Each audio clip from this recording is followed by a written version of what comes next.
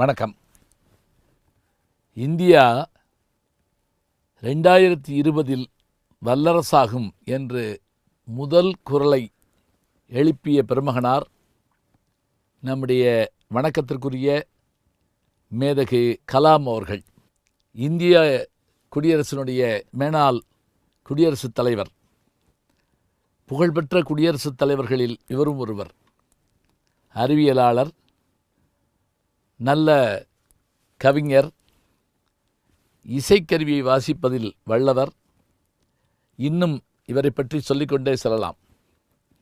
இத்தகைய பெருமகனார் பிறந்த ஊர் ராமேஸ்வரம்.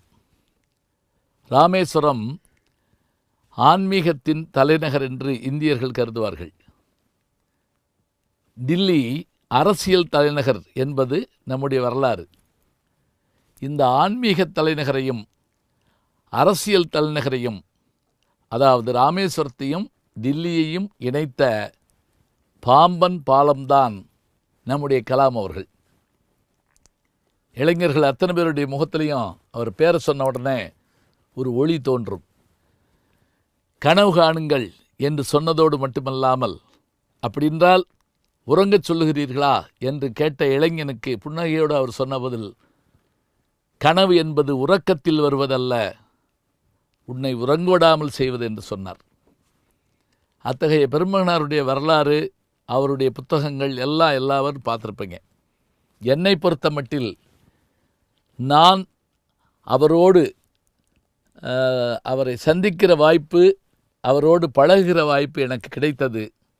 அதை பெருமையாக கருதி உங்களோடு பகிர்ந்து கொள்கிறேன். எப்படி அவர்கள் ஜனாதிபதியாக இருந்தபோது டெல்லி தமிழ்ச்சங்கத்தில் என்னை பேச அழைத்திருந்தார்கள். நான் என் குடும்பத்தாரோடு டெல்லி சென்றபோது கலாம் அவர்களை சந்திப்பதற்கான அந்த அனுமதியை கேட்டவுடன் ஒரே ஒரு வார்த்தை தான் சொன்னார். யார் மூலமாக இதை செய்தோம் என்றால், அவருடைய அறிவியல் ஆலோசகர் திருமிகு பொன்ராஜ் அவர்களுடைய அந்த ஆலோசனையின் பேரில் அவர் பார்ப்பதற்கான ஏற்பாடு செய்யப்பட்டது. அதே போல் அங்கிருந்த டெல்லி நண்பர்கள், சக்தி பெருமாள் அவர்கள் போன்றவர்கள்லாம் எனக்கு உதவி செய்தார்கள். அப்போ அவர் கேட்ட ஒரு கேள்வி, என்ன பார்க்குறதுக்காக அவர் மதுரையிலேருந்து செலவழித்து வரலாமா அப்படின்னு ஒரு கேள்வி கேட்ட உடனே நான் உடனே, இல்லை ஐயா, நான் தமிழ்ச்சங்கத்துக்கு பேச வர்றேன், என்னுடைய குடும்பத்தோடு உங்களை பார்க்க வரணும். சரி, உங்களுக்கு ஒரு 10 நிமிஷம் தர்றேன். அதே மாதிரி அனுமதி கொடுத்தாங்க. என்ன பெருமை தெரியுங்களா? புகழ்பெற்ற இந்தியாவின் அந்த குடியரசுத் தலைவர் மாளிகையில் தமிழ் பேசுகிற நம்முடைய கலாம் ஐயா அவர்களை சந்திக்கிற வாய்ப்பு எனக்கு கிடைத்தது. 10 நிமிஷம் கொடுத்தாருங்க. அப்புறம் ஒரு 40 நிமிஷம் பேசிகிட்டு இருந்தார். என்ன காரணம்னா, திருக்குறள் பற்றி நான் சொல்ல ஆரம்பித்தேன். அதுலேயும் குறிப்பாக பாண்டித்துரை தேவருடைய வாழ்க்கையில் நடந்த ஒரு அற்புதமான விஷயத்தை நான் சொன்னேன். அதை கேட்டு ரொம்ப வியப்படைஞ்சு, அந்த திருக்குறள் பதிப்பு இருந்தால் எனக்கு கொடுங்க அப்படின்னு கேட்டுருந்தார். நான் தரேன்னு சொல்லியிருந்தேன். அது மட்டுமில்லை, மீண்டும் அவரை சந்திக்கிற வாய்ப்பு எனக்கு எப்போ கிடச்சதுன்னா, கோயில்பட்டியில் ஒரு நிகழ்வுக்கு நான் பேச போயிருந்தேன், ஒரு பள்ளி ஆண்டு விழாவுக்கு.